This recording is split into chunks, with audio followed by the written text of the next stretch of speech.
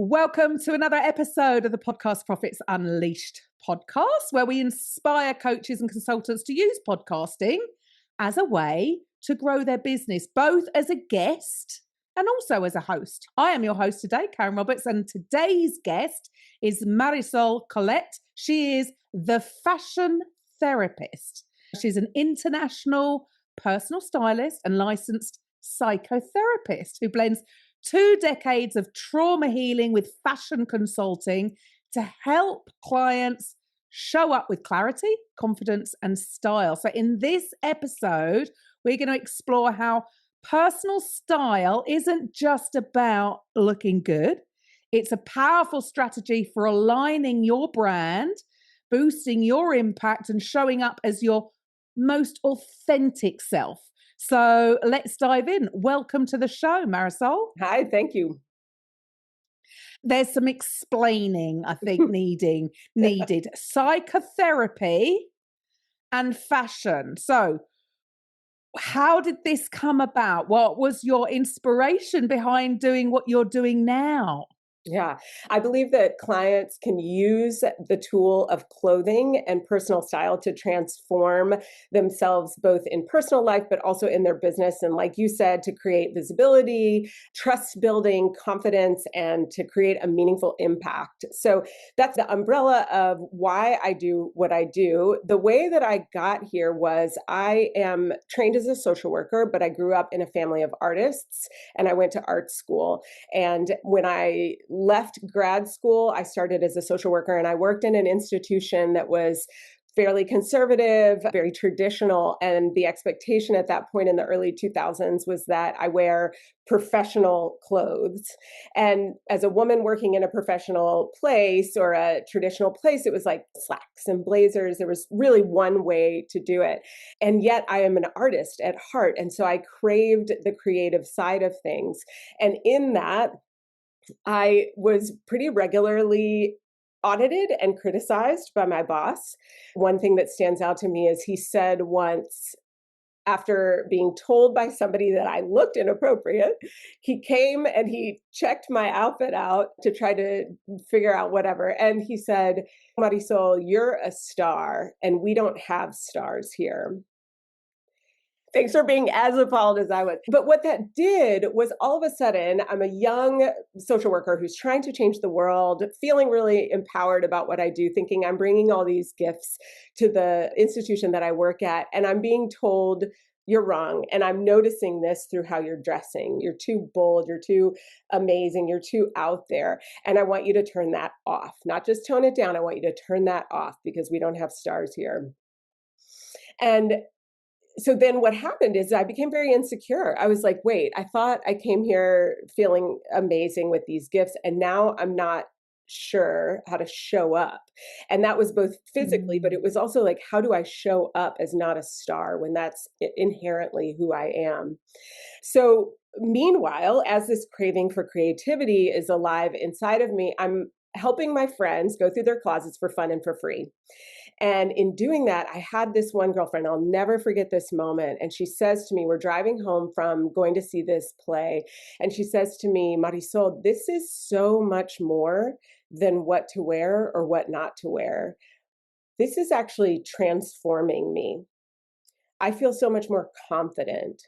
I feel like I have an identity that I'm expressing through my style." And it was this light bulb moment. And she even said it. She said, "I really believe that you can blend these two things." And at this point, both of us are working for the golden handcuffs. It was like, why would we ever leave? But she says this to me. And all of a sudden, my imagination started to go. And I was like, what would it look like if I married these two things? That has never been done before explicitly in this way. And eventually, not that long after, I ended up leaving that position, being the first of many to then follow in my footsteps to leave the golden handcuffs and started this business. And it took a while for me to figure out exactly what it was. Like you said, a lot of explaining to do. And I had a lot of discovering to do. It was easy to call myself a psychotherapist and have a private practice. It was not necessarily easy to convince people of what the process is of transformation on the other side of working with me as a stylist.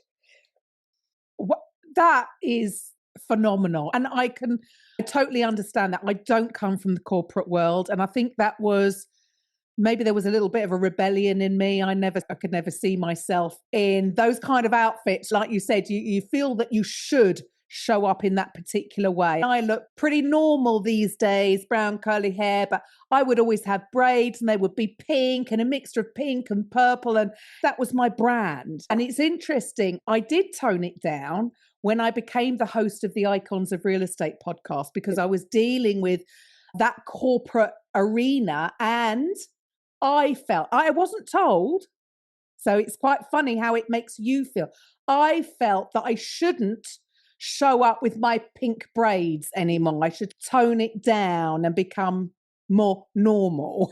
So it's quite fascinating. It does have an impact on how you feel. And it's only a mindset thing, isn't it? I wasn't told to do that, but it was this perception of I felt that I should. Is that what you find with a lot of people?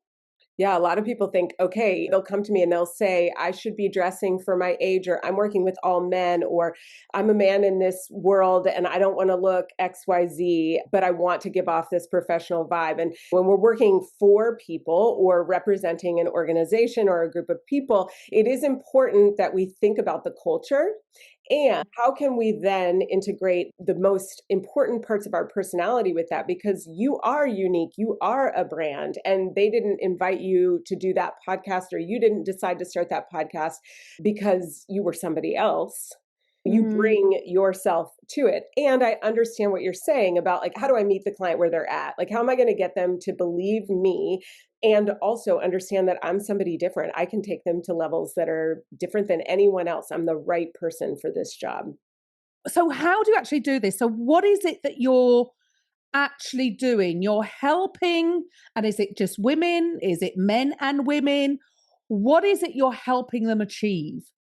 Yeah, it's people of all ages, all races. It's across the gender spectrum. So it's not limited to anybody, because really what it's about is helping people to find their authentic self, because everybody's got something that they're doing in this world. So I apply this, of course, in people's personal lives, but I'm going to talk about applying it in people's businesses, because that's what you do, is your business coaching and helping people to grow their businesses. And so everybody comes in with this heart-centered desire. I want to do X, and especially entrepreneurs and leaders are drawn into these places because they really want to make an impact. And so what I'm doing is I'm helping them to really show up authentically, but to be able to, like, when I think about people speaking on podcasts, I have a client who's an international speaker and author, and she was in a little black box being interviewed by NPR. And she told me when we were done, we had her in her full outfit, including high heels, which she doesn't normally wear, but she really wanted to be fully dressed for this. She's just in the black box. There's no video. And she says to me at the end, I'm so grateful I was wearing my high heels because I had to be on my toes. They flipped the script and they asked me different questions, and they were challenging a major value of mine in my business. And she was like, I was able to answer it. And I really felt like my outfit impacted that. Ah. So what I do is I start with a deeply meaningful conversation. I really want to get to know my clients. I want to understand who you are, and I want to help elicit those kinds of comments from you, because I come into this with this openness of, I don't know what we're going to find. You are the individual that is trusting me to walk with you through this journey. And because I'm a therapist, I'm listening in this deeper way as people start to say, this is my value, this is where I've been. I'm also listening for stories like, I should, or I have to, or I used to have to, or this was what I thought, and starting to really uncover what's at the core of you. And then we begin to build out like our goals and hopes for the future, knowing that as we go along this process, they're going to transform in ways that neither of us are, like, it's beyond either of our wildest expectations. And then we do a wardrobe edit. So I go through people's closets. Of course, since I work internationally, I do some travel. I also do this virtually through a virtual platform. I'm looking for, what are the patterns in their closet? What do they love? What no longer serves them? We're trying everything on: fit, form, color, all of those technical pieces. I'm also asking them questions like, how does that outfit make you feel? oh, I really love it, but I'm afraid to wear it. Or I really don't like this anymore. It reminds me of this old job that I had, or this isn't part of my current evolution. And then we refresh and reassemble. So I shop with people. We're filling in the gaps in the wardrobe, but we are buying new pieces all in alignment with who they are now. And I'm assembling those outfits for them. So I'm packing for them. I'm dressing them for conferences. Branding and marketing photo shoots is a big one.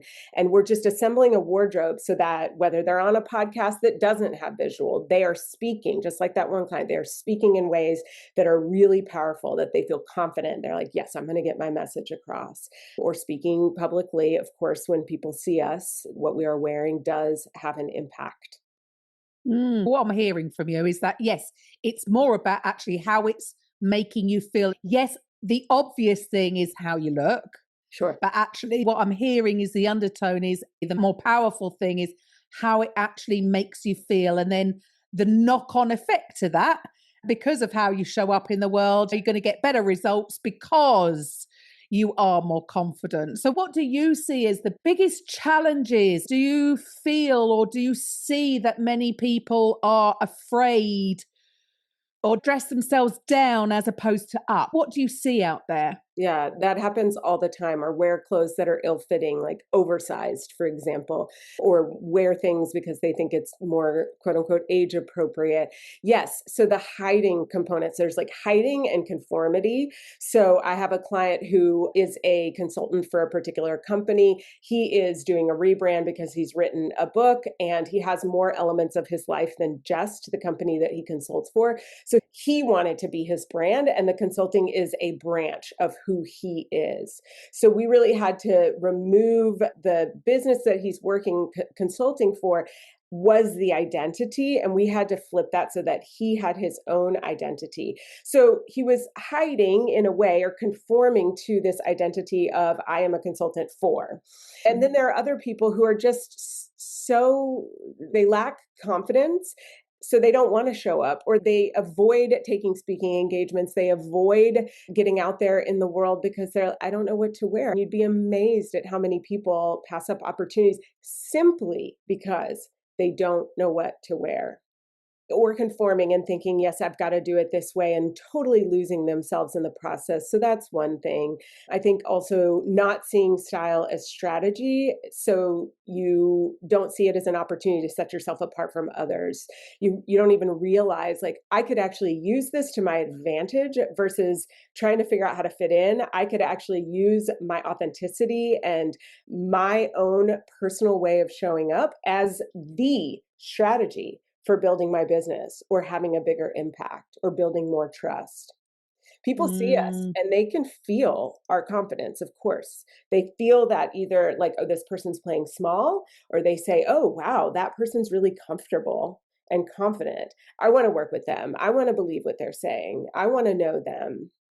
Makes so much sense. It is going to have that whole knock-on effect. At the end of the day, this is all we build all of our businesses around, the know and trust factor. And if Mhm. you're not comfortable in what you're wearing or your appearance, then that is going to have an effect on how you show up in the world in other ways. So it is an important thing. So what else though do you think would stop somebody or not see this, like you said earlier, as a strategy? What else do you think is holding people back? Yeah, two things come to mind. One is just this story of this client of mine who is a woman in a male dominated profession. She's talking about the full circle, like the closed loop around AI. And I won't go into everything that she does, but she speaks on major platforms. And we actually use visuals in what she's wearing, like circular pieces, other things that sort of also demonstrate or mirror the idea of creating a closed loop. She wears hoop earrings, things like that. It's very subtle, but it's an underlying message that keeps her connected to her messaging, and then starts to ping these subconscious notes in other people. I have so many stories of people being like, I heard what you were saying because what you were wearing actually demonstrated back to me what you were saying. So it locks it in because they're able to use that additional sense of the visual. The other thing that Oh, holds people back is money and feeling like it's superficial. So the superficiality of it, people believing that actually personal style is incredibly superficial. Now we have the industrial complex around the fashion industry, what to wear, who gets to wear it, what your body size should be, how much you need to spend on it. All of those pieces do need to be dismantled. So I appreciate people who say, I'm out. However, you have to get dressed every day.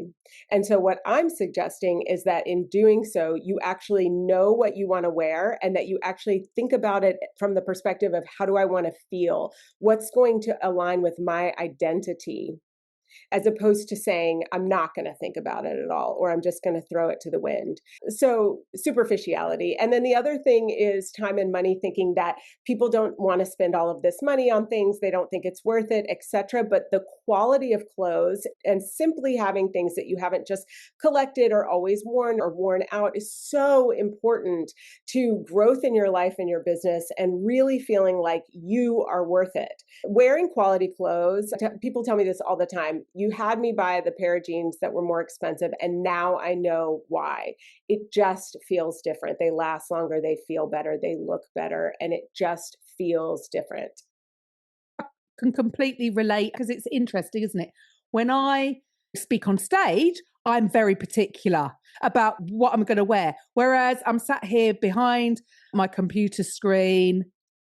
There you go. I'm in black again. And so it is this whole, the way you're looking at things. It's a mindset issue, I would suggest, because yes, you feel better when you are in wearing what you do feel confident in. Why save it just because you're on stage in front of people? I'm still sitting behind my screen speaking to probably the same amount of people. Exactly. Whereas, yeah, I'm not putting that on as an important thing, but I totally get it. So for any of the listeners out there who are thinking to themselves, oh, maybe they're a little bit like me, being a bit lazy, because I'll put my hand up and say, I'm definitely lazy about this. And so maybe they think, actually, this could give me a bit of a confidence boost, which will have a knock on effect to how they show up and then obviously the results that they get. So, what should the listeners do next? How do they get in touch with you to find out a little bit more about how you work? I want to give one invitation because I want to give it to you as well, because I know that feeling and getting into the habit of wearing the same thing every day or not thinking about what you're wearing and what the impact of that truly is. And so I just want to invite people who are listening to take one small step every day to wear something that they wouldn't normally wear. That can be as simple as a colorful scarf, a brooch that has meaning to it, or a pair of high heels, like I talked about earlier in the podcast, something that they think is going to make a change in their life, or one thing that they can do that's different. And then I encourage you at the end of the day to ask, how did that make me feel? I have a free Stretch Your Style Simply 5-day challenge, which actually invites you for 5 days to make this one simple change. And I guide you with video so that you can be prompted both at the beginning of the day, how do you want to feel? Make the selection. And at the end of the day, how did that make you feel? You can find that on my Mm. website. That is www.soulreflection.com. And that's SOL reflection, singular. It'll be in a banner at the top of my website. So again, soulreflection.com, SOLREFLECTION.com. Fantastic. And if you're driving at the moment or walking the dog, don't worry. The link will be in the show notes. So resort back to that will be a great next step to find out how you can have more confidence moving forward into 2026. Woohoo! Because, yes, I've just realized this is the first podcast of the year. Honored. Yes. Go there and check it out. And guys, look, if you're listening in and you have been thinking about guesting on podcasts as a way to grow your business this year, I also have a gift for you. Now, normally this is exclusively for paid clients, but you're my loyal listeners, so you can get access for free to my 4-part mini course, The Podcast Profits Funnel. Now, there is a caveat to that. If you're getting it for free, you've got to complete it in 5 days and complete the short assignments. If you do, you will get the reward video that you can't get access anywhere else. It is part of my 5K offer, and that is how to automate your sales. So if you're a coach and you're tired of doing sales calls or wasting time with no shows, and you want to use podcast guesting as a way to grow your business, go to podcastprofitsunleashed.com/free. As I just said earlier, both of our links will be in the show notes if you resort back to that. So maybe I need to have a look at that. Although I am living in Mexico for the winter, so I do tend to live in flip-flops anyway. I'm living out of a suitcase. I can find you the best flip-flops for your lifestyle. Oh, perfect. Awesome. All right, look, Marisol, thank you so much for your time today. It's been really interesting, something a little bit different. And I think maybe people haven't really thought about that, but it just goes to show it is all based on how we feel affects actually what we do. And it's what we do consistently that gets us our results at the end of the day. So maybe start there. So thank you for your time today. And to the listeners, I'll be back next week. Bye for now. Thank you for listening to today's episode on the Podcast Profits Unleashed podcast. If you're